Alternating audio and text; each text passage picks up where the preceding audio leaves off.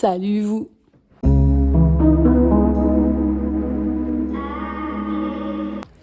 Bonjour à tous et bienvenue sur la chaîne Un Poney qui tricote. Un Poney qui tricote, c'est le nom de ma chaîne YouTube et c'est également le nom de mon compte Instagram et de ma boutique en ligne de laine teinte à la main, puisque sur cette chaîne on parle de tricot et on parle de teinture de laine. Je me présente rapidement pour celles et ceux qui ne me connaîtraient pas. Je m'appelle Marine, j'ai 35 ans et je vis dans le nord de la France. Aujourd'hui, on va surtout parler tricot. On va parler de tout ce que j'ai pu tricoter sur le mois de novembre. Il y a eu un projet fini, c'est un petit peu triché, mais il y a eu un projet fini. Il y a eu des petites avancées sur... des choses que je vous avais déjà présentées, sur lesquelles on va repasser assez rapidement. J'ai castonné un tout nouveau projet hier soir. Je vais vous montrer ça. Et le plus gros morceau de cette vidéo sera le MCAL de Steven West, mon châle musical, que je vais vous montrer en fin de vidéo. S'il y en a encore parmi vous qui ne souhaitent pas être spoilés sur ce à quoi ressemble le musical parce que vous aviez prévu de le faire, que vous voudriez le faire sans voir l'entièreté de ce que peut être le rendu final, je le garde pour la fin, comme ça on se concentre sur ce qui n'est pas avec potentiel spoil et vous verrez, ceux qui sont intéressés verront le musical, ma version du musical à la fin. Et je vous préviendrai quand on passera à cette partie-là. C'est parti, tout premier projet terminé. Alors elles sont encore un peu humides, même carrément humides parce que je les ai lavées hier soir et elles n'ont pas fini de sécher. Ce sont des chaussettes d'Halloween que j'ai démarré il y a plus d'1 an maintenant, puisque j'avais commencé à tricoter, j'avais même carrément fini cette première chaussette, la première de la paire, en octobre 2024. Et j'avais démarré la deuxième, que j'avais à peu près fait jusqu'ici, jusqu'à la moitié de la tige.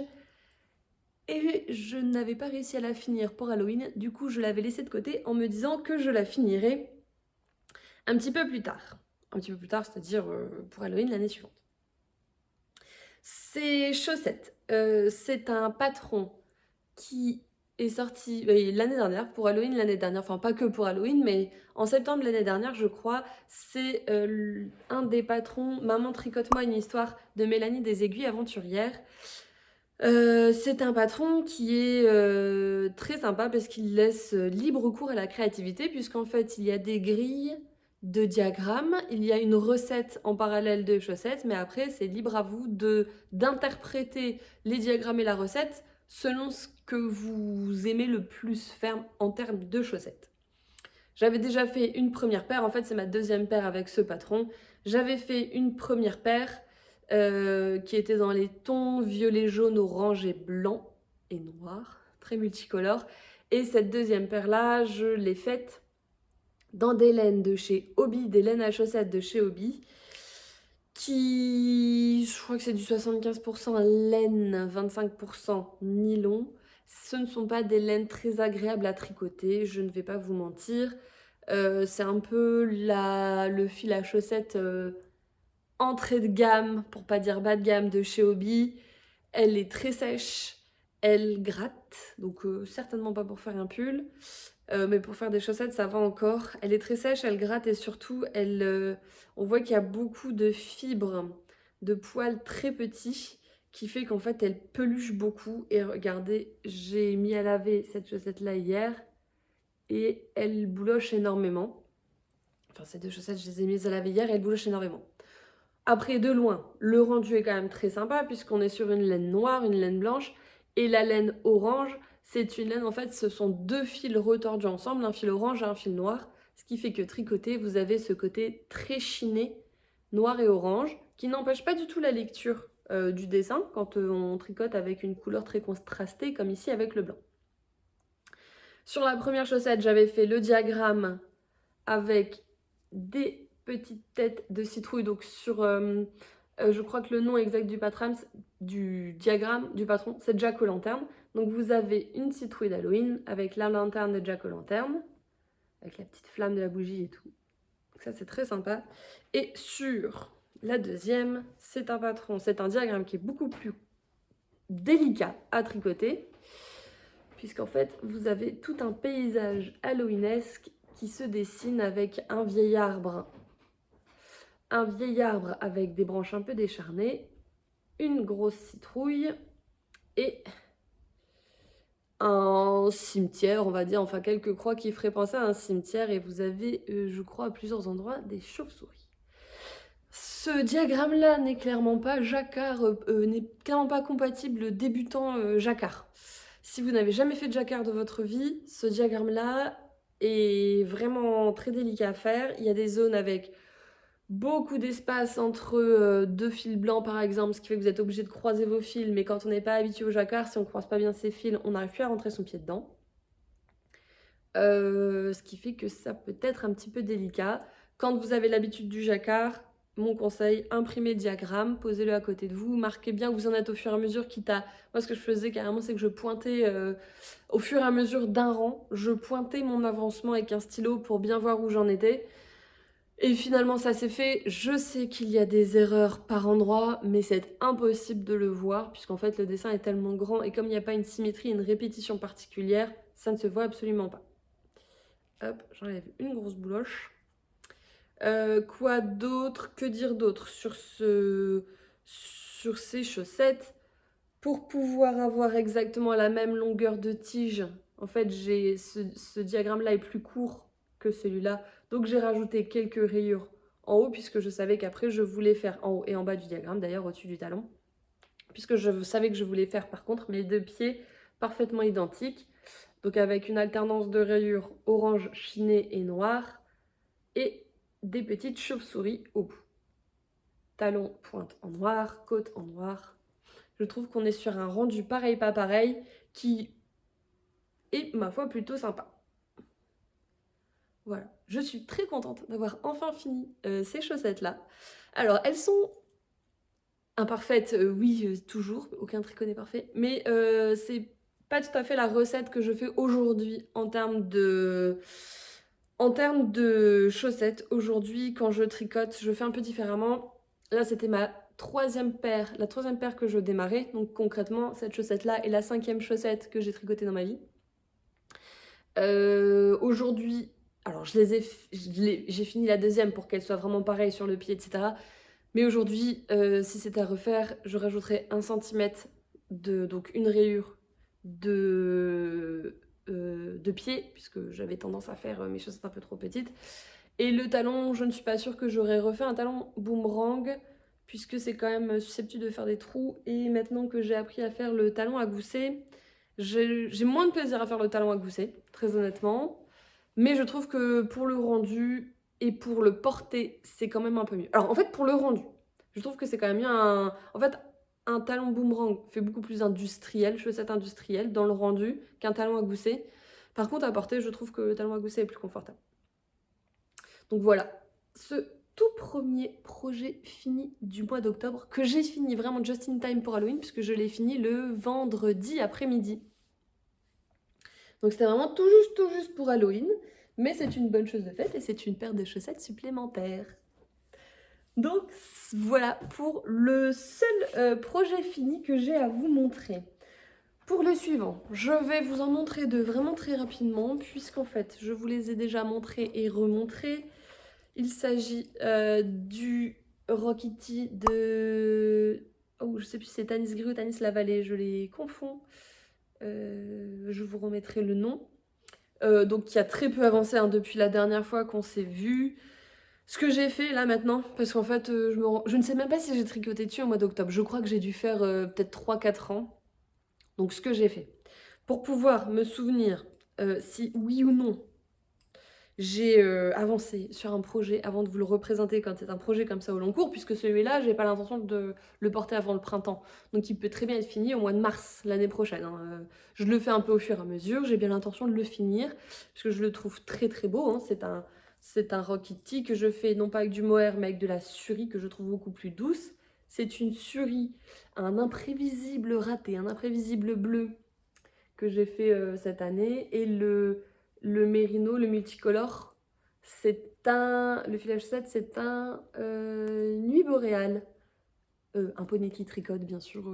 Vous allez voir qu'à part les chaussettes que je viens de vous montrer, tout le reste, c'est du un poney qui tricote. Depuis que je teins de la laine, j'ai tellement d'idées avec mes propres laines que j'ai du mal à retricoter. Non pas que je n'ai pas envie de tricoter des laines d'autres teinturiers, parce que j'en ai dans mon stash où je sais ce que je veux faire avec, mais j'ai toujours pas démarré. Mais voilà, le souci, c'est que dans ce que je teins, c'est majoritairement des choses qui me plaisent. Et du coup, comment ne pas craquer quand vous savez que vous pouvez avoir ce que vous voulez quand vous le voulez. Donc je disais, Nuit Boréale pour le multicolore, l'imprévisible mais version bleue pour le Suri. Voilà, donc c'est un... Je vous en parle très vite fait. Hein.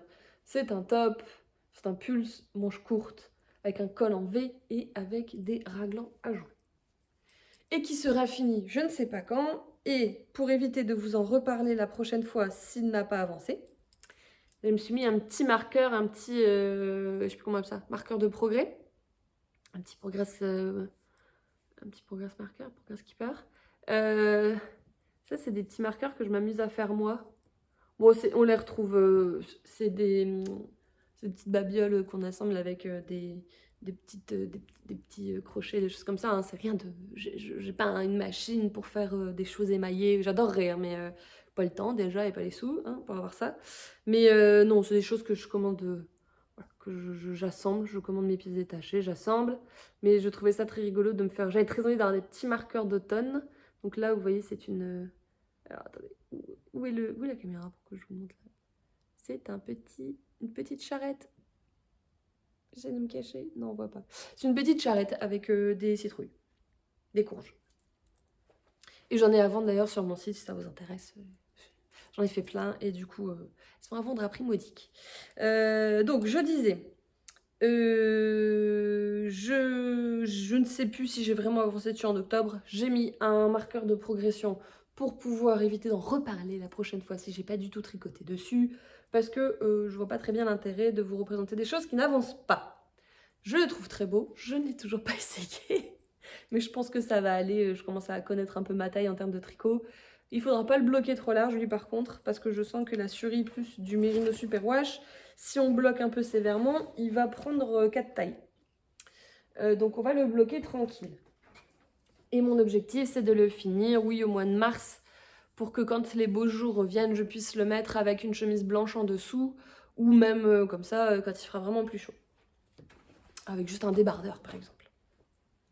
Le deuxième, sur lequel je sais que j'ai tricoté, mais encore une fois, je ne sais plus où je vous l'avais montré la dernière fois. Donc pareil, je me suis mis un petit progress keeper, enfin un petit marqueur de progrès.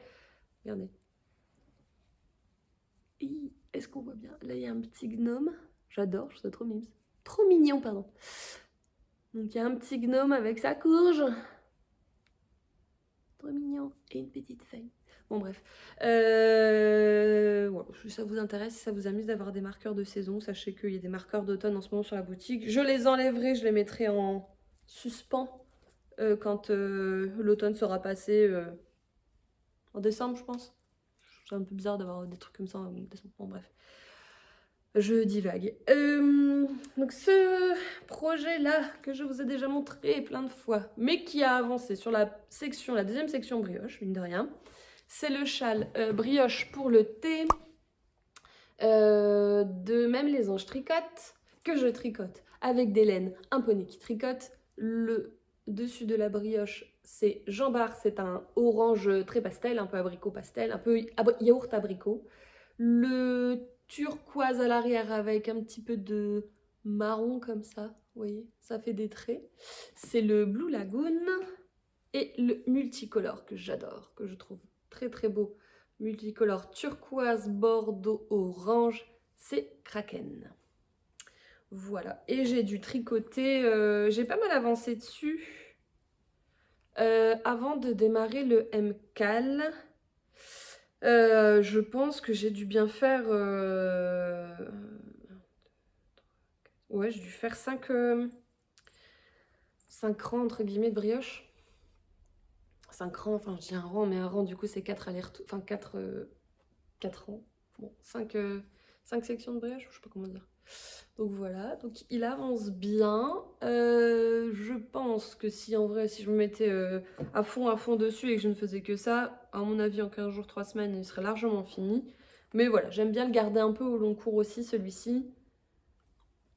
Puisque si vous me découvrez, je vais vous raconter l'histoire de ce châle. Je vais essayer d'aller vite pour les personnes qui ont déjà entendu cette histoire au moins 2 ou 3 fois. Mais en gros, j'aime bien, j'avais fait ça l'année dernière, avec le châle à la croisée des mondes de Christelle Rêver sa vie en couleur. C'était un châle que j'avais démarré en été et que j'avais fini en automne-hiver. Et du coup, pendant que je le tricotais, ça me refaisait penser à l'été. Il faut savoir que je suis une personne qui aime beaucoup l'été, j'aime beaucoup moins l'automne et le printemps. Mes saisons préférées, ce sont l'été, l'hiver, mais au moment de Noël. Et voilà, moi, les mi-saisons, dans le nord, en fait, là où j'habite, il y a beaucoup de vent. Il fait pas très beau, il fait très humide. Donc, je suis pas très... J'apprends à apprécier l'automne progressivement. Changement climatique faisant, il fait plus doux aussi en automne dans le nord. Donc, j'apprends à apprécier cette saison. Mais du coup, avoir un projet comme ça à tricoter qui me tient chaud et qui me rappelle la chaleur de l'été et que j'ai démarré en été, ça me met de la chaleur, ça me met de la chaleur dans le cœur. Et donc j'ai fait exactement la même chose pour ce châle brioche pour le thé. Je l'ai démarré, je ne sais même plus quand, en juin ou juillet peut-être. Je l'ai démarré en juin ou juillet. Et voilà, je l'ai pas mal tricoté quand il faisait très chaud le soir sur ma terrasse. Je me mettais sur un banc dos au mur où il y avait encore toute la chaleur de la journée qui rayonnait pour regarder le soleil se coucher. Et je l'ai mis pas mal en pause sur le mois août-septembre. Et là, c'est vrai que je l'ai pas mal repris. Et quand je reviens dessus, j'ai vraiment cette espèce de mémoire sensorielle qui ressort où je me revois sur ma terrasse en été. Et ça me fait du bien. C'est mon projet Summer Memory. Je sais pas comment dire. Donc voilà, donc il est coloré, il est chouette, la brioche est vraiment chaude et très agréable. C'est mon tout premier projet en brioche. Ça se voit d'ailleurs au démarrage, mais c'est pas grave, je le garde comme ça. Si j'arrive à corriger, peut-être en rebrodant au-dessus de certains fils, je le ferai. Mais c'est pas très grave s'il est imparfait. C'est ma toute première brioche. Je suis plutôt satisfaite au final de ce que j'arrive à faire. J'ai bien pris le coup de main d'ailleurs pour la brioche, je suis contente. Même quand je mets en pause ce châle-là, ou on verra après sur le musical, mais même quand j'ai une phase sans faire de brioche, on en fait tellement avec celui-là que ça revient très vite. En 2 rangs, même pas, en un rang, c'est revenu. Et c'est presque... Enfin, quand j'en faisais beaucoup, là, celui-ci, quand j'en faisais beaucoup avant de démarrer le musical, c'était presque du zéro cerveau. C'était presque un projet, excusez-moi, j'ai un petit cil dans l'œil. Donc je disais, c'était presque un projet zéro cerveau, j'ai beaucoup de plaisir à le faire. Voilà, donc on verra un petit peu quand je vous retrouverai dans un mois où est-ce qu'il aura avancé, et je pense qu'il aura avancé puisque, comme je vous le disais, celui-ci et même le Rokiti vont devenir un peu des projets zéro cerveau, c'est-à-dire des projets tranquilles qu'on fait quand on n'a pas besoin de beaucoup se concentrer. Et ce sera très bien puisque le projet suivant, lui, demande beaucoup de concentration. Je l'ai démarré hier soir, donc c'est vraiment le tout début. Je l'ai démarré hier soir. Hop. Alors, c'est vraiment le démarrage. C'est le Moby Sweater de Petite Knit. Petite Maï est en train de se faire la malle, il faudra que je vois pour rentrer ça. Donc, c'est un Moby Sweater de Petite Knit qui m'a été demandé par mon mari. Quand j'ai commencé à teindre de la laine, un des tout premiers coloris que j'ai sorti, c'était Vent dans les voiles. C'est donc un gris. Mais un gris dans lequel je mets un petit peu de beige pour avoir un ton un peu chaud. Donc vous l'avez ici. Je mets un petit peu de beige dedans pour être plutôt sur un gris qui tire sur le jaune, donc un peu chaud. puisque j'avais envie d'avoir un rendu un peu comme l'argent qui commence à s'oxyder. Voilà, c'était le rendu que j'avais envie d'avoir. Et quand j'ai sorti mes premiers coloris, mon mari a beaucoup tourné autour de vent dans les voiles, en me disant que c'était un très beau gris, qu'il était très beau, qu'il aimerait bien que je lui fasse un pull avec un jour. Et un pull, je peux en faire... il y a tellement de pulls différents que j'étais pas forcément très inspirée pour savoir quel type de pull. Et là, ce mois d'octobre, je sais plus quand, il m'a dit « Je sais ce que je voudrais comme pull, avec le gris, je voudrais un pull avec comme des grosses tresses, il m'a dit. » Donc des torsades.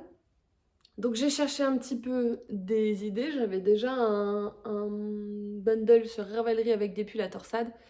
Et en fait, j'ai une de mes collègues qui tricote et qui m'a dit qu'elle faisait le Moby Sweater, mais je crois qu'elle le fait pour elle.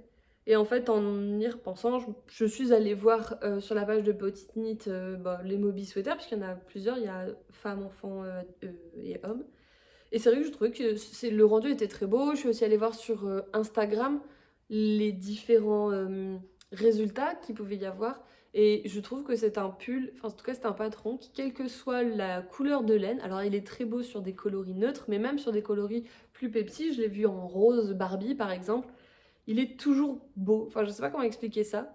C'est comme celui-là, enfin voilà, ça si vous vous demandiez. Ce que je porte là c'est le Whitmore Sweater, donc c'est un pull en dentelle qu'on fait avec un fil de fingering et un fil de poilu. Donc là, c'était de la moire. Donc ça, c'est pas du tout des fils impognés qui tricotent, c'est de la laine de chez Hobby, mais de la bonne laine de chez Hobby cette fois, que j'aime beaucoup. Donc par exemple, le Whitmore, c'est rare de voir un résultat qui soit pas très joli. Vous voyez. Et ben je trouve que chez Petite Knit, en tout cas le Moby Sweater, c'était un peu pareil. Donc je me suis lancée. Honnêtement, quand je l'ai vu, je me suis dit ça va être bien compliqué cette affaire, parce qu'avec plein de torsades, avec des croix, avec du point de riz, enfin il y a vraiment beaucoup de choses. Du coup, avant de me lancer, pour la première fois vraiment depuis plus d'1 an je crois, j'ai fait un échantillon. J'ai fait un échantillon parce que déjà je voulais voir le rendu du fil tricoté, puisque comme c'est un pull qui se tricote en DK, donc avec 2 fils de fingering ou un fil DK, comme je ne teins pas de DK, je n'ai pas de base, DK, je me suis dit bon bah je vais faire qu'avec du fingering doublé, et je sais d'expérience pour avoir déjà tricoté mon fil doublé, que il faut augmenter, enfin je tricote série en plus, il vaut mieux augmenter un petit peu la taille d'aiguille parce que sinon le rendu fait très serré. J'avais expérimenté ça quand j'ai fait la Alda, l'écharpe Alda que j'avais faite pour mon papa. C'était aussi du fil doublé pour faire de la DK. Et j'avais dû augmenter ma taille d'aiguille parce que les premiers rangs, alors je ne veux pas détricoter parce que ça se voyait pas trop, mais c'est vrai que les premiers rangs faisaient très serré. Donc, fil doublé alors ce que j'ai fait pour tricher, parce que il me faut 800 g de laine. Un écheveau, c'est 100 g. Donc il fallait que je teigne 800 g de laine. Et très honnêtement, quand je teins au-delà de 400 g, j'ai déjà essayé de teindre 500 g à la fois. Je suis pas à l'aise, je galère. Alors le rendu, il est correct, mais j'aime pas.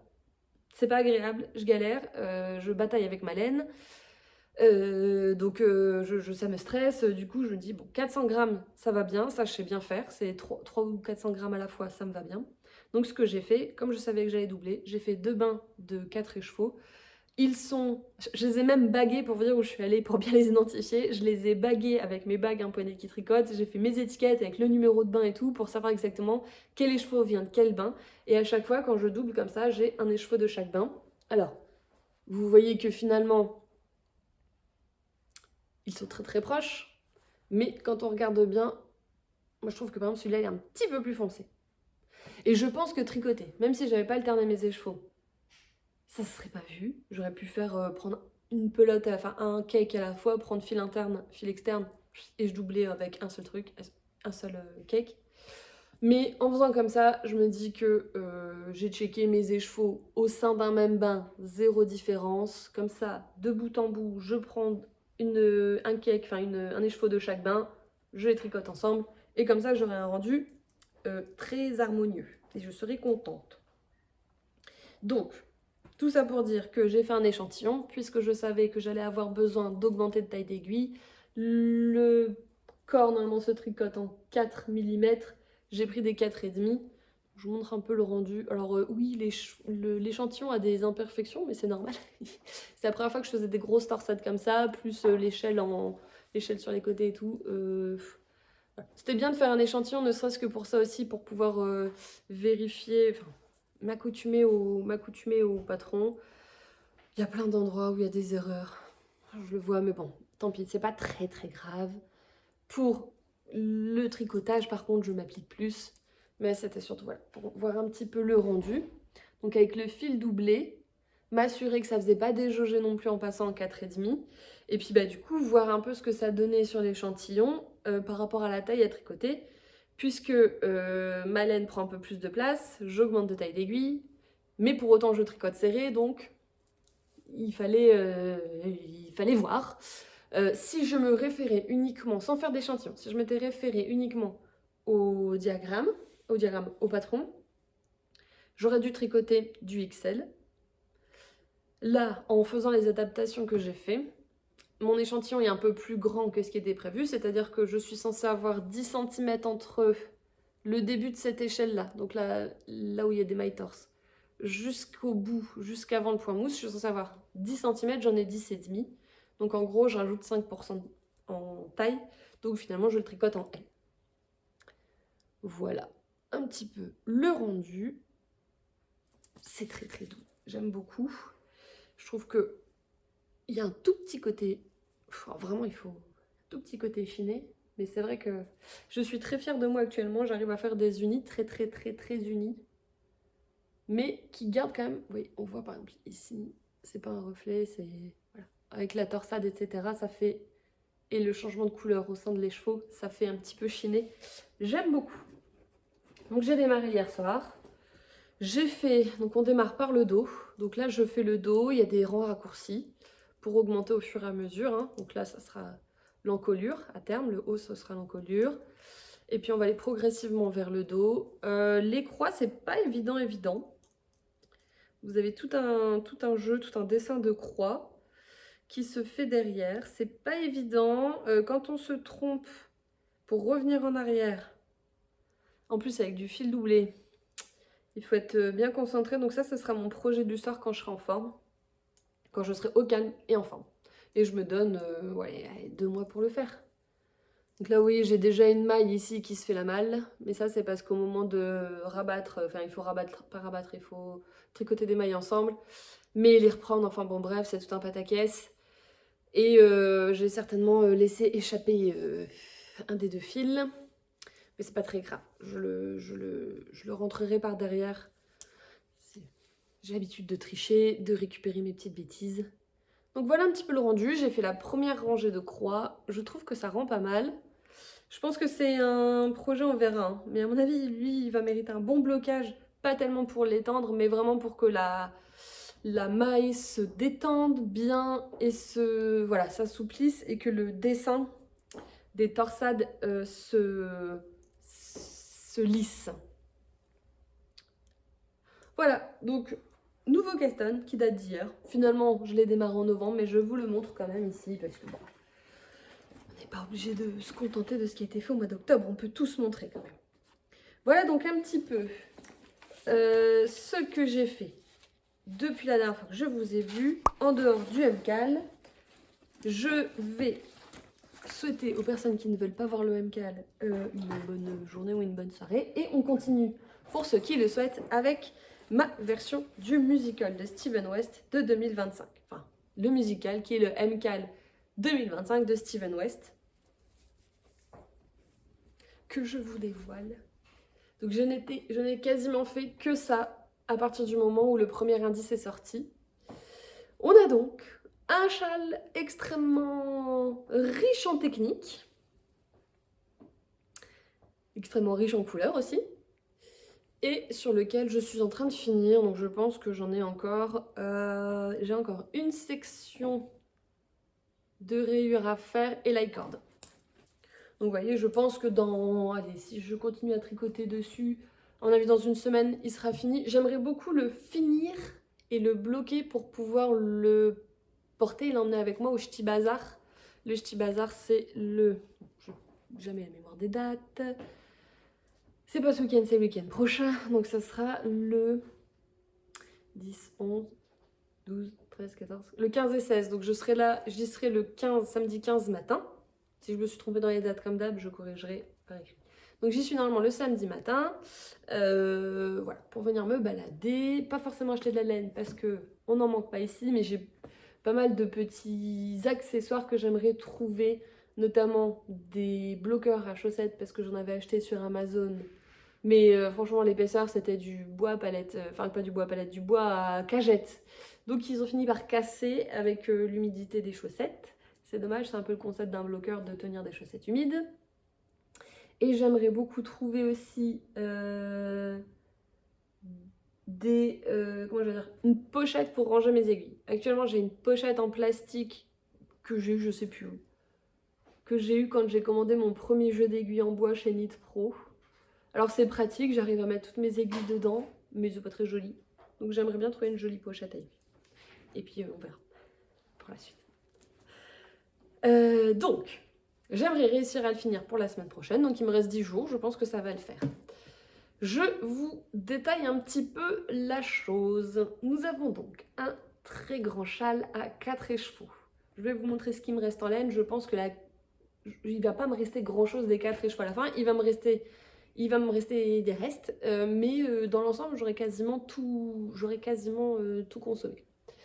Donc, excusez-moi, je me recoiffe. Capillarité sauvage. Alors, le premier indice, c'était celui-ci. Donc, c'était un ensemble de cartes de cercle.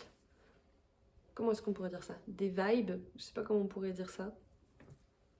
Voilà. Comme des ondes sonores. Voilà, je pense que c'était un peu l'inspiration. Comme des ondes sonores qui se propagent.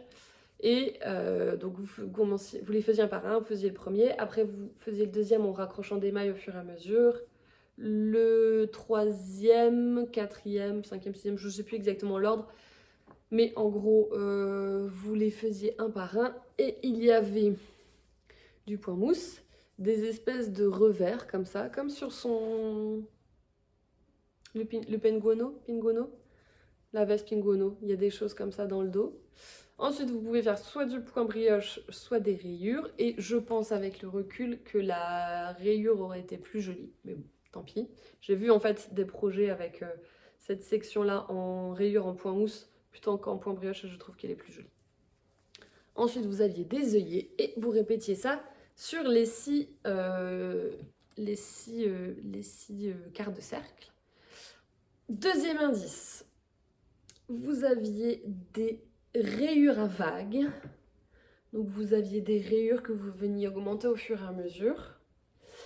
Et vous aviez un jeu de mailles ajoutées et de mailles tricotées ensemble pour venir créer ces vagues et faire ces œillets entre chaque section. Donc vous aviez comme des œillets, voilà, avec des petits trous entre chaque section.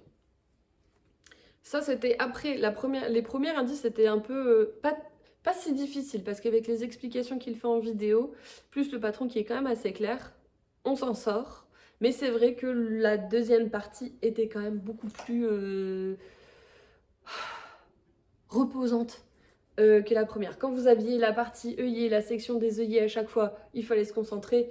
Mais sinon, pour le reste, les rayures, alors certes, sont avec des rangs raccourcis parce que vous voyez que vous avez ici, c'est plutôt tout fin et à la fin, elles sont plus larges. Donc il fallait compter un peu par moment pour avoir le bon nombre de mailles pour faire vos rangs raccourcis. Mais sinon, franchement, très facile. Troisième section, beaucoup plus ardue. Honnêtement, celle-ci, là pour le coup, j'étais pas dans les temps pour... alors, premier indice, deuxième indice, je les avais fait en une semaine, j'étais dans les temps pour le suivant. Le troisième indice, mais je pense que c'était un peu volontaire. J'ai largement dépassé et pourtant je ne tricotais que ça. Et j'avais pas forcément beaucoup moins de temps de tricot. Mais c'était vraiment beaucoup plus long puisque le troisième indice, c'est cette partie-là, en damier, plus cette partie-là. Et honnêtement, chacune des parties aurait pu être un indice à elle toute seule. Donc, la deuxième partie, vous veniez en fait faire ce joli damier, ce jeu de losange avec toutes vos couleurs. Donc ce sont, je vous montre un peu l'arrière, ce sont bien des petits bouts de losange, des petits losanges en point mousse que vous venez faire un par un. Donc vous démarrez par celui-là, ensuite vous faites celui-là, puis le orange, le rose, le beige, puis le vert, le 1, etc., etc., etc. Où vous venez vous raccrocher à l'indice numéro 1 en bas, et en fait vous faites vos losanges au fur et à mesure. C'était long, il y avait beaucoup de fils, vous remarquerez que j'ai encore des fils à rentrer, mais par rapport à tout ça, j'en ai pas tant, puisque j'ai essayé de rentrer mes fils au fur et à mesure. Donc premier indice, j'avais rentré mes fils au fur et à mesure. Alors deuxième indice, je l'ai pas fait. Et pour clairement le troisième indice, pour la partie losange, et ben en fait j'ai appris à faire la Steven Waven, je crois qu'il l'appelle comme ça, quand vous rentrez votre fil, quand vous tissez votre fil au fur et à mesure. Quand j'ai compris ce qui m'attendait si je ne rentrais pas mes fils au fur et à mesure, en fait je m'y suis mise parce que sinon ça aurait été un enfer à la fin. Je sais pas combien de losanges il y a, mais si j'avais dû rentrer un fil pour chaque nouveau losange, ça aurait été un enfer. Donc j'ai rentré mes fils, j'ai Steven Wavené au fur et à mesure. Et ensuite, vous venez reprendre toutes vos mailles. Donc il est très modulaire, hein. C'est vraiment le châle modulaire par excellence. Donc, vous venez récupérer toutes vos mailles pour faire la deuxième section de l'indice 3. Qui ici est un... Comment est-ce que je pourrais appeler ça? C'est un mini damier. Ça fait un peu comme un Vichy. Dans le rendu. Donc vous avez une couleur principale qui pour moi était le beige, qui à l'endroit ne donne que du point jersey. Et après vous avez des carrés en point mousse. Et en fait le jeu de texture, il y a un jeu de texture qui est fait, qui donne l'impression, alors que c'est pas le cas, hein, qui donne l'impression qu'on pourrait passer son doigt derrière chaque carré de couleur, comme si en fait c'était un tressage, comme sur les tartes, je sais pas comment on appelle ça. Comme si c'était un tressage, mais non, pas du tout. En fait, c'est de l'alternance, vous venez, c'est des mailles tirées, c'est comme de la mosaïque. En fait, vous venez faire une couleur à la fois, vous travaillez qu'une seule couleur à chaque fois, à chaque rang, mais vous venez glisser les mailles pour les tirer, ce qui donne ce rendu-là. Donc là, vous êtes en train de vous dire, mais on est où déjà? Je vous remontre. Voilà. Donc là, je vous le tiens à l'endroit là. En gros, là, le haut est au niveau de ma tête. Donc il va faire une espèce de demi-lune à la fin. Et la dernière partie, la toute dernière partie pouvait être faite soit en point brioche, soit en point mousse, en rayure en point mousse. Et j'ai décidé de le faire en rayure en point mousse. Et je vais vous expliquer pourquoi après, par rapport à mon avis sur ce châle. Je vais oser vous donner mon avis sur ce châle, sur ce patron. Donc j'ai décidé de le faire en point mousse. Donc le but c'est de peser ces laines au fur et à mesure, chose que je n'ai pas du tout fait, pour voir si on a assez à chaque fois pour faire chaque section. Mais je n'ai pas du tout pesé mes laines. Je le fais au jugé, je regarde la pelote, je vois, ça passe. Je regarde ce qui me reste, je me dis ouais ça passe. Donc la première section j'ai fait vert et rose, ensuite il y a une section solide, comme il dit, que j'ai fait en beige. Ensuite là j'étais sur du rose-orange. En fait je me suis arrangée, regardez, pour conserver la même couleur, parce que vous pouvez faire comme vous voulez, hein, l'agencement des couleurs. Moi je me suis arrangée pour conserver à chaque fois une couleur du précédent sur la section à rayures suivante. Et donc là, je viens de finir ma section verte solide. Et je vais enchaîner sur la dernière section qui, du coup, pour conserver le orange, puisque j'ai plus assez de rose hein, pour faire toute une section. Donc pour conserver le orange, je vais faire orange et beige. Et light-cord, je sais pas encore. Je vais voir. On peut faire light-cord avec 2 couleurs. Donc là, par contre, je vais peser mes laines et je vais regarder ce qui me reste vraiment. Et pour essayer de voir un petit peu comment je le fais. Je pense que toutes les couleurs iront bien pour light-cord, puisque même si il dit qu'officiellement, il n'y a pas une couleur dominante dans ce châle. Moi, je trouve que le vert prend quand même pas mal de place. Enfin, vous me direz le orange aussi. Comment est-ce que je peux vous faire pour vous montrer? Comme ça, peut-être? Moi, je trouve que le vert et l'orange prennent pas mal de place. Donc, ça pourrait peut-être être bien de finir la corde avec du vert et du orange. Même si, c'est vrai qu'avec le beige et rose, ça irait très bien aussi. Les couleurs. Je ne vous ai pas parlé des couleurs.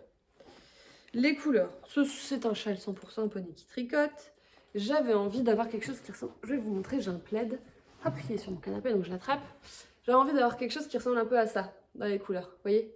Avec du vert, du orange, du beige, et pas que.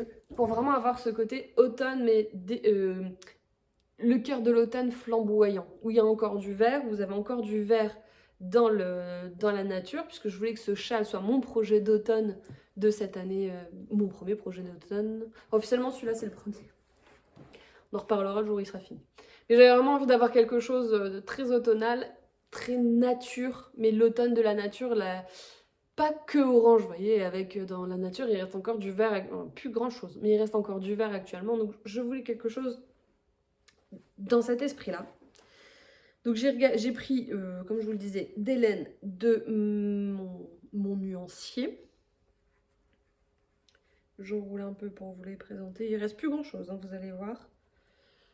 Il reste vraiment plus grand chose. Donc pour celles qui ont tricoté le MCAL, je vais vous donner la référence à quelle correspondance pour que vous y retrouviez un petit peu, ça va vous parler. Pour les autres, ça va pas forcément vous parler, mais ça devrait pas vous gêner si je vous dis qui est A, qui est B, qui est C. Donc, c'était bien le bazar là-dedans.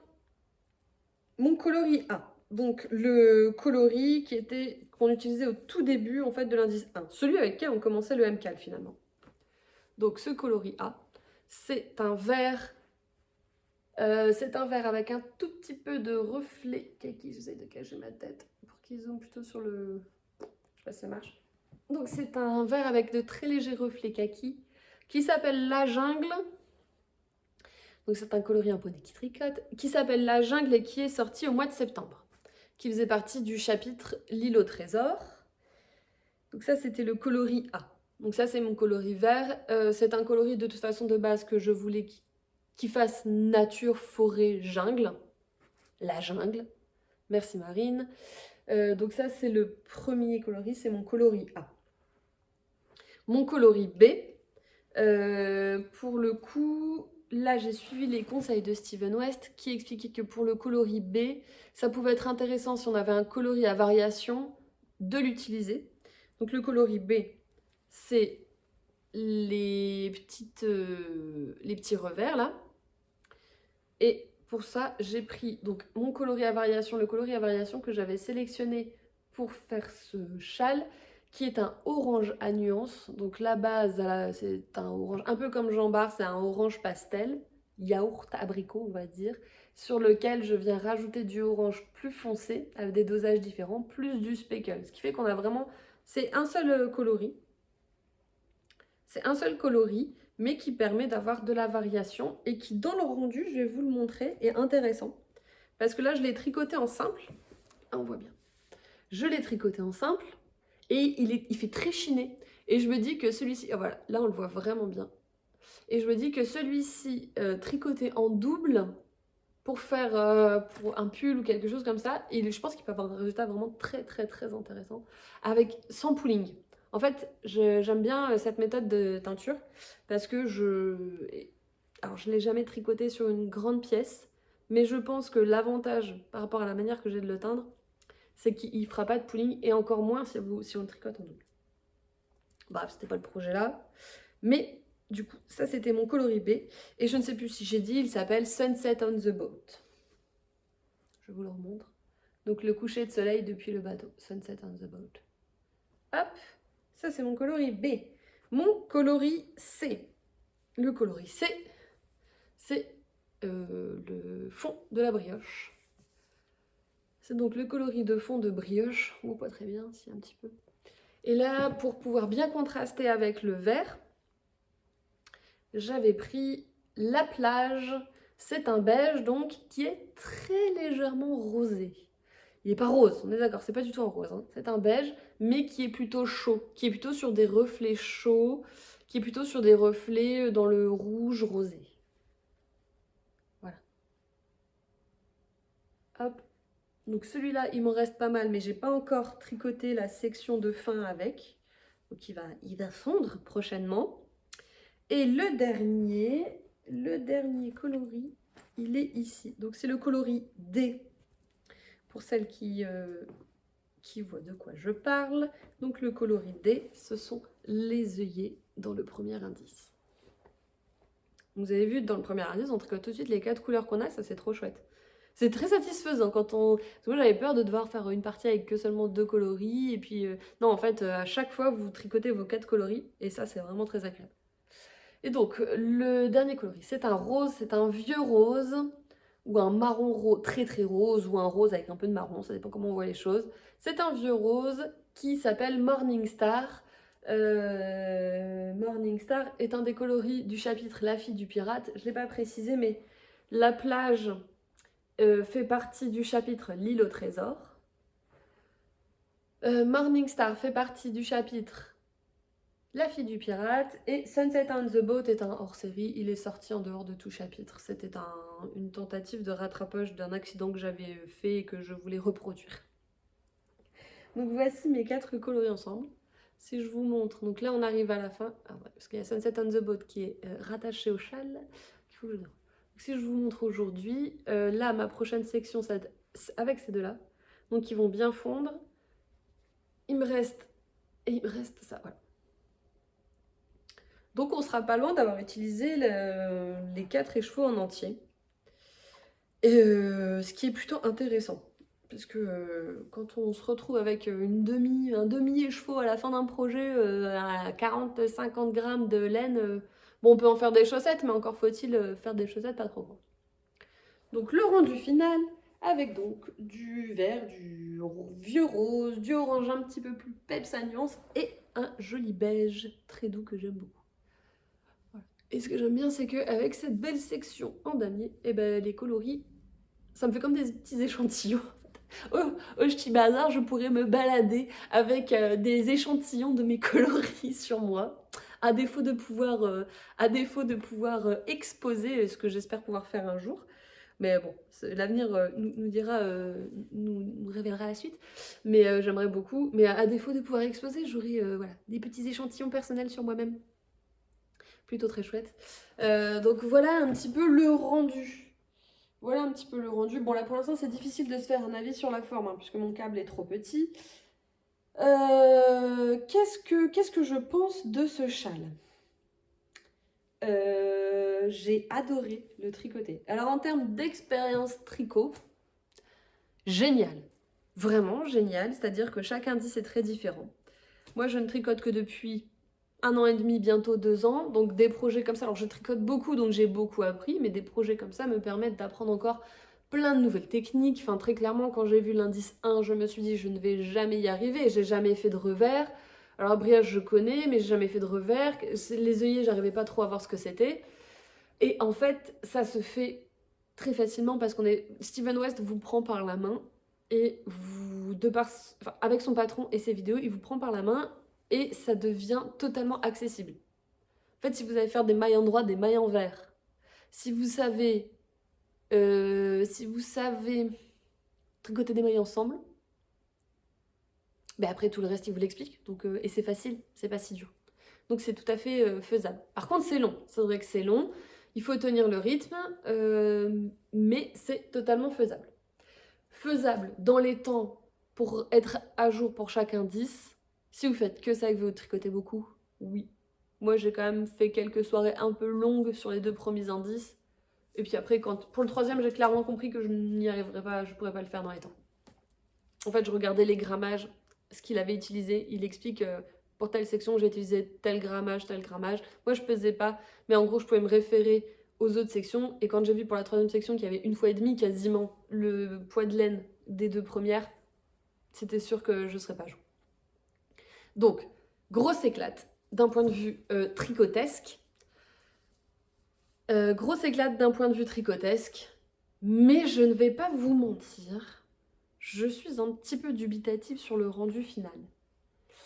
Je vais le porter, c'est sûr, mais le rendu...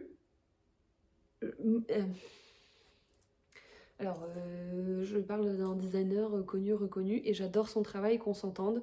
J'ai déjà prévu de faire d'autres châles de lui parce que je trouve que les patrons sont d'une qualité incroyable. Donc je vais me faire d'autres châles de Steven West. J'ai très très très envie de me faire le Vertices Unit dans des coloris rouge, gris, marron. Et je pense que quand une brioche pour l'été sera finie, c'est d'ailleurs ce que je castonnerai. Mais je trouve là qu'il y a un manque de... Je comprends pas très bien en fait. En fait, je comprends la volonté d'avoir voulu faire un côté en courbe et un côté plus rectiligne. Mais en fait, c'est cette partie-là surtout qui me dérange. Je vais vous montrer. Est-ce que vous allez voir? Vous regarderez sur des photos. Mais en fait, il y a cette partie-là, voilà, espèce de pointe là, où tout se réunit ici. En fait, vous avez la queue de la deuxième partie de l'indice 3 qui vient faire une espèce de pointe entre l'indice 2 et l'indice 4. Et du coup, ça casse... En fait, il est asymétrique, on est d'accord, mais je pense que j'aurais préféré d'avoir... Je vais essayer de me mettre debout pour vous montrer. Je pense que j'aurais préféré une asymétrie vraiment nette, voilà, tout droit ici. Et qu'il n'y ait pas cette petite pointe ici. Si ça avait été comme ça, je pense qu'en fait, je me serais dit, bon bah voilà, il a voulu faire un côté tout en ondulation et un côté tout en carré. Et du coup, bah, cette petite pointe-là, moi, vraiment me dérange. C'est-à-dire que dans tous les modèles, dans tous les projets que j'ai vus finis, ça, j'aime pas. Je trouve que ça casse la symétrie qu'il a essayé de faire. Et c'est dommage parce que sinon, franchement, sans ça, je vous aurais dit, ouais, ok, il est très farfelu, il est farfelu, il part dans tous les sens, mais pourquoi pas? Là, enfin, vraiment, vous allez me dire, bah, juste pour ça, c'est dommage de... C'est pas que j'aime pas, mais c'est dommage d'être dubitatif comme ça, juste pour une petite partie. Mais comme en fait, du coup, c'est en plein milieu pour moi du châle, bah, ça m'embête un peu. Donc, je l'aime beaucoup. Je le porterai parce que je suis très fière du rendu, que c'est le plus gros projet que j'ai tricoté jusqu'à présent avec mes laines, donc j'en suis extrêmement fière. Mais je ne vous cache pas que je suis un petit peu sceptique sur cette zone-là. Et du coup, sur le rendu final, en fait, j'ai un peu l'impression que du coup, on a fait du modulaire pour faire du modulaire et pour s'éclater avec la technique. Ce qui est le cas, je me suis vraiment éclatée avec la technique. Je me suis vraiment beaucoup amusée, j'adore la couleur, j'adore les techniques qu'on a utilisées. Mais il y a quelque chose qui me chiffonne sur le rendu final. Et c'est pour ça que du coup, j'ai décidé de faire la fin, non pas en brioche, mais en point mousse, en rayure, pour essayer de redonner une espèce de continuité et d'harmonie entre les différentes parties. Donc pour l'instant, c'est difficile de me rendre compte si c'était un choix judicieux ou pas, parce que j'ai pas encore fini, puis mon câble étant trop court, j'arrive pas à le déplier entièrement pour voir. Mais je me suis dit qu'en fait, en faisant plutôt des rayures, en fait, la rayure se fond bien avec cette partie-là, elle l'accompagne, et après, elle vient accompagner les ondes. Voilà. En fait, ça a été ma réflexion. Bon, déjà parce que j'avais pas forcément trop envie de faire de la brioche, déjà de 1. Mais je me suis dit que faire cette rayure, en fait, la brioche étant à l'inverse, je trouve que ça accentuait ce côté comme ça, enfin, je sais pas, plein de parties. Et je me suis dit que peut-être que faire une rayure avec quelque chose qui est d'un tenant de bout en bout, et en plus, vous voyez, là, on a des rayures, enfin, ça fait comme des rayures quand même dans ce sens-là. Là, ça fait des rayures, certes en ondulation, mais dans ce sens-là. Et je trouvais que peut-être faire, voilà, en point mousse, ça venait remettre de la cohérence dans le tout. Donc, on verra quand je l'aurai bloqué, quand je l'aurai lavé, bloqué. Un peu, voilà, bien mis à sécher à plat pour le rendu, enfin, pour lui redonner sa forme. On verra si cette petite pointe me dérange toujours. Je ne le renie pas pour autant. En fait, vous allez me dire, c'est tout bête, hein, mais c'est un petit détail qui fait que, et bah, dans tous les châles finis que j'ai vus, à chaque fois je dis c'est dommage qu'il y ait cette pointe là en plein milieu qui casse pour moi l'harmonie du modèle, l'harmonie du châle. Et en plus c'était largement possible hein, de faire sans, je pense. On aurait largement pu, je sais pas, si on venait, je sais pas, j'en sais rien, je m'appelle pas si. Je critique et je suis incapable de faire un quart, un dixième de ce que fait cet homme, hein, on s'entend. Mais ouais, il y a un truc qui me chiffonne sur cette petite pointe. Voilà. Sinon, bah dans l'ensemble, quand même, dans le rendu, dans l'ensemble, je le trouve beau. Hein. Franchement, si je fais juste ça, je le trouve vraiment très beau. Vraiment très très beau. J'ai très hâte de le finir pour voir ce que ça va donner. Et il est totalement automnal, on est bien d'accord. Enfin là, vraiment, si je vous montre mon plat d'à côté, j'essaie de pas tout faire tomber. On est totalement dans les couleurs que j'avais envie d'avoir. C'est trop chouette. C'est vraiment trop chouette. Donc j'en suis très contente. L'expérience, j'ai adoré. J'ai adoré suivre la sortie des indices. J'ai adoré le tricoter. Je suis, comme je vous le disais, un tout petit peu dubitative sur une partie finalement hein, du châle, parce que moi le côté asymétrique total avec une partie carrée, une partie vague, je l'entends, je la comprends et je trouve qu'elle est logique, mais je trouve qu'il y a quelque chose dans la manière dont a été pensée cette petite pointe, enfin cette section-là, qui me chagrine. Du coup, il n'est pas aussi beau que... Il est beau, mais j'irais pas dire qu'il est très beau. Ah, je suis dure, je suis hyper dure, mais que voulez-vous, je suis comme ça. C'est pas parce que c'est un designer extrêmement connu et qui fait des choses magnifiques en général qu'on doit dire que tout est parfait. Là, il est parfait à 90%. Voilà. Donc je vous le présenterai certainement fini la prochaine fois. Si vous venez au Ch'ti Bazar et qu'on se croise, vous aurez peut-être la chance de le voir en vrai, si je l'ai fini et si je l'oublie pas, parce que ça c'est aussi tout à fait possible me connaissant. Voilà un petit peu. Les réalisés du jour, je vais essayer de le mettre, je l'ai pas encore essayé de le mettre sur mes épaules, c'est pas tout. Ah si quand même, je suis dure parce que en fait je me concentre, je me focalise sur un petit détail, alors qu'en vrai regardez, comme il éclate, ça fait, c'est pas mal, franchement alors ça fait vraiment, voilà, la pièce très très travaillée. Ça j'adore, cette partie-là, je trouve ça très beau. En plus avec ces couleurs-là, c'est pas pour me vanter, mais c'est une des plus belles... Pour cette section, pour la deuxième section de l'indice 3, oui. C'est un des plus beaux rendus, personnellement, hein, que j'ai pu voir. Il y a des choses que j'ai vues magnifiques avec d'autres coloris pour le damier. Il y a des choses absolument incroyables que j'ai vues pour l'indice 1.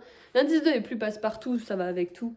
Mais là, vraiment, pour cette partie-là, ça ferait beau avec un pull aussi. Cette partie-là, ouais. Je trouve très beau. Ah, je suis dure, il est beau. Mais c'est vrai, quand on le porte comme ça, on pourrait se demander, mais qu'est-ce qu'elle a mis sur ses épaules? Alors, les laines sont extrêmement chaudes, en même temps c'est du mérino. Donc voilà un petit peu ce que j'ai tricoté ces dernières semaines. Je n'ai pas d'autres castones prévues. Je viens de castonner hein, pour mon mari, donc on va déjà finir le MCAL, on va déjà faire le Moby Sweater, et puis... Oups. Et puis ensuite, on verra bien. Je vous le disais, je sais pas encore ce que je vais faire là quand j'aurai fini le Moby Sweater et le MCAL. Je pense que je vais déjà essayer de finir au maximum mes encours, c'est-à-dire ce que je vous ai montré aujourd'hui. Je ne suis pas particulièrement inspirée pour une autre paire de chaussettes actuellement. J'avais envie de me tricoter une paire de chaussettes de Noël et puis, je sais pas, j'ai la flemme de me mettre à faire je sais pas pourquoi, hein, j'adore faire des chaussettes, mais là j'ai pas envie. Mes enfants m'ont demandé des nouveaux tours de cou. Ils ont choisi leur couleur dans mon stage et dans les coloris que je peux teindre. Et j'ai repéré plusieurs patrons, dont un qui, si je le fais, je l'adapterai probablement un petit peu parce qu'il est en jacquard, mais du coup les fils seraient contre la bouche, et autant vous dire qu'avec des enfants de 5 ans, ça va pas durer longtemps cette affaire. Et je suis en train de réfléchir à faire une espèce de rabat, c'est-à-dire faire le tour de cou. Enfin, je vous raconte ma vie là. Faire le tour de cou Ça fait comme un tube. Et puis après, reprendre des mailles, faire une espèce de point mousse, enfin de pan en point mousse, et que je reviendrai refermer pour cacher les flottes. Bon, bref, on verra bien. On verra bien. Donc, il y aura peut-être ça. Je sais pas. De toute façon, le MK là, je le finis bientôt. Le Moby Sweater, je pense que je l'aurai fini, à mon avis, fin décembre. Je vais avancer aussi en cours de temps. Donc j'aurai quand même 3 en cours. Hein. Une fois le MK fini, j'aurai quand même 3 en cours. Et j'ai très envie d'avancer sur tous. Donc je pense que je vais avancer sur tout ça. Et puis je suis pas sûre de castonner quelque chose de vraiment nouveau d'ici la fin de l'année. À part peut-être, je vous disais, ces tours de cou. Mais qui iront très vite à faire. Donc on verra. On verra un petit peu. C'est pas forcément l'inspiration qui manque, c'est plus, voilà, j'arrive dans la période de l'année où je suis sur la fin, j'ai pas encore tout fini, je suis sur la fin d'une période avec beaucoup de travail pour ma partie salariée. Je suis en train de finir les box, j'ai fini même de préparer les box de teinture de l'avant pour la boutique, puisque si vous ne le savez pas, j'ai proposé des box à teindre, donc pour faire un M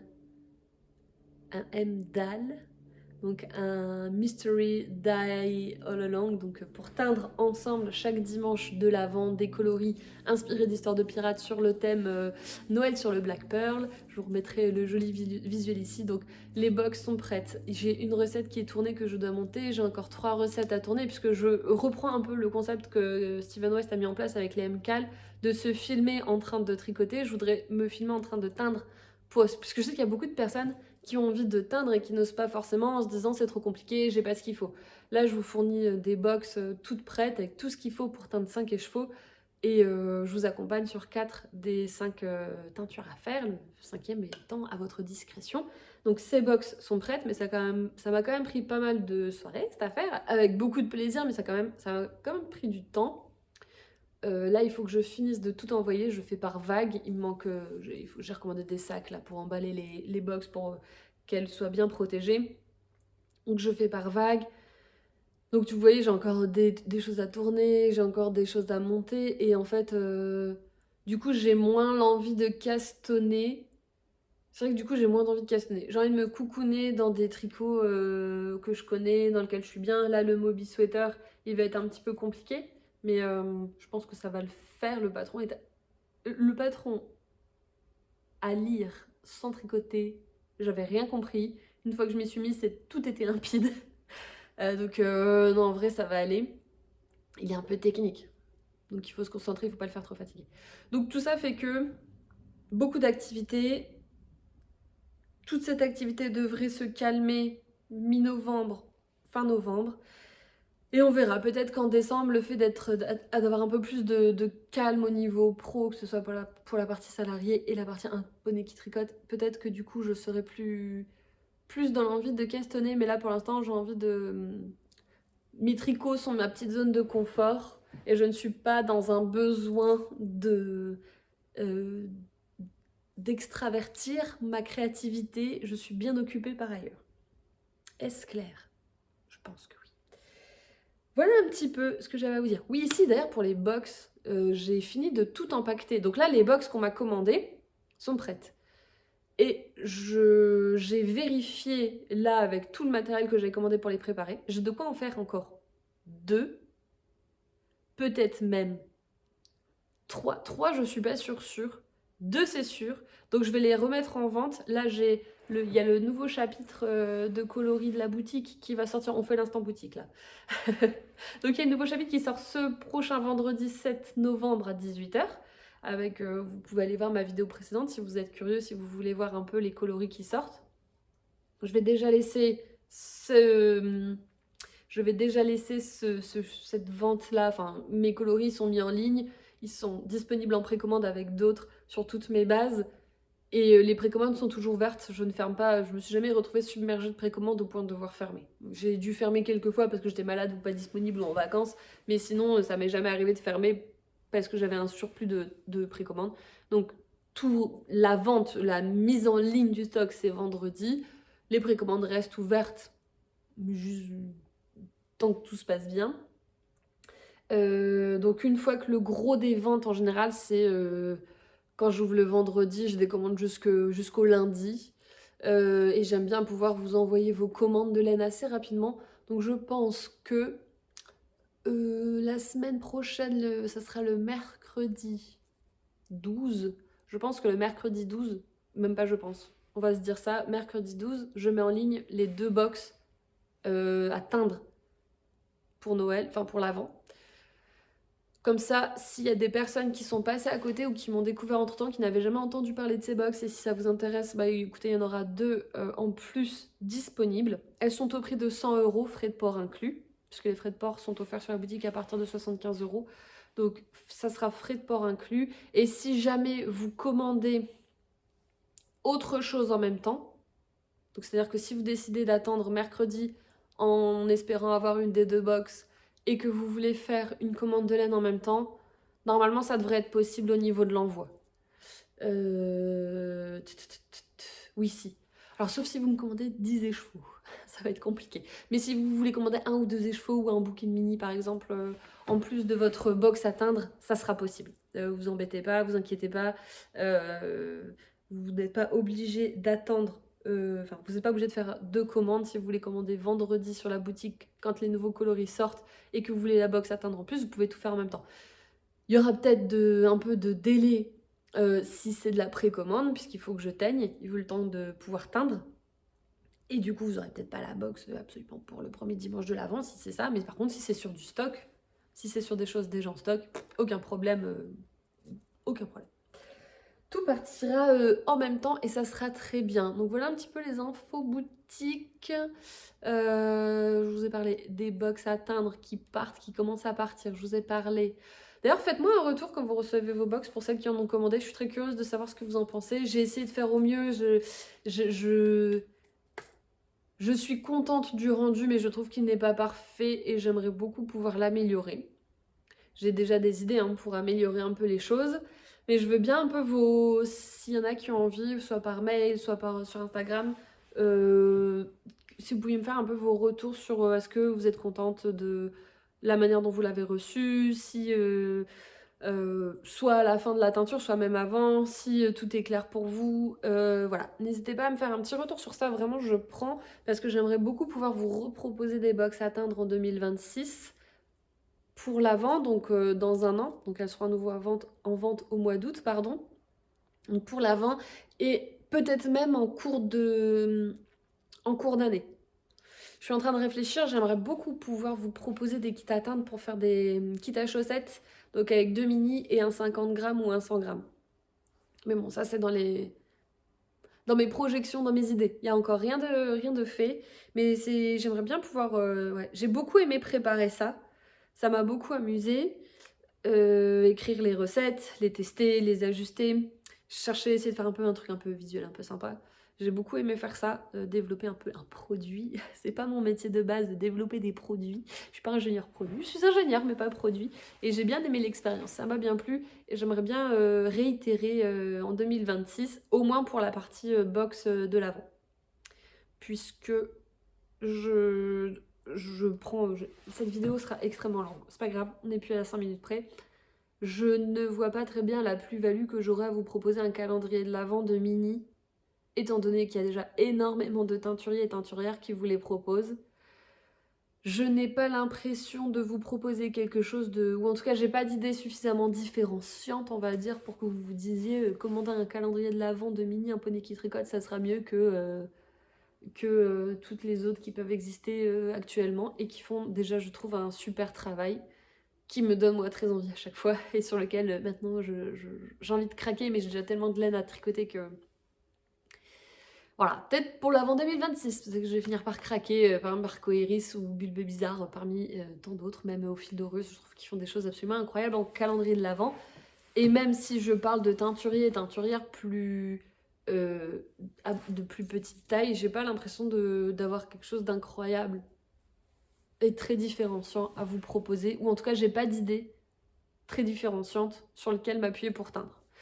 Donc voilà, calendrier de l'Avent, pas pour tout de suite, peut-être un jour, mais je pense pas pour 2026.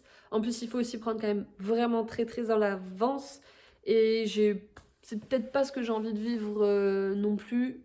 Là déjà pour la box à teindre, j'ai commencé à travailler dessus. J'ai posé les idées en juillet, la mise en vente était en août, et j'ai tout développé à partir de mi-août. Et je trouve que déjà c'était assez long comme temps, et si c'était pour faire un calendrier de l'Avent, bah, ça serait au moins ça, si ce n'est encore plus tôt. Voilà un petit peu les infos, je commence déjà à vous parler de 2026. Je vous ferai très certainement une vidéo en décembre sur justement mon expérience depuis le début de cette année, sur YouTube, sur la teinture, sur le développement d'une petite entreprise de teinture, etc. Je me demande si je ferais pas ça sous forme d'une FAQ. Dans ce cas-là, je l'annoncerai peut-être sur Instagram. Quoique maintenant, on peut faire des posts aussi sur YouTube. Donc on verra. J'aimerais bien vous faire un petit peu ce débrief-là, ce point-là en décembre, mais avec vos questions et vos interrogations, puisque certaines d'entre vous me suivent quasiment depuis le début et sont maintenant de fidèles clientes d'un poney qui tricote. Et même de ferventes supportrices, j'ai envie de vous dire. Donc peut-être que vous avez plein de questions. Et j'aimerais bien qu'on puisse avoir un format un peu plus papotage sur tout ça. On verra d'ici le mois de novembre. Je vous laisse là. Cette vidéo dure 1h11. C'est extrêmement long. Je voulais prendre 45 minutes pour tourner. C'est raté, c'est pas grave. Je vais aller manger. Je vais aller mettre mes chevaux dehors le temps que mon repas chauffe. Et puis comme ça, je vais finir ma pause du midi. Je vous souhaite une excellente journée ou une excellente soirée selon l'heure à laquelle vous regardez cette vidéo. Et je vous dis à très bientôt. Salut!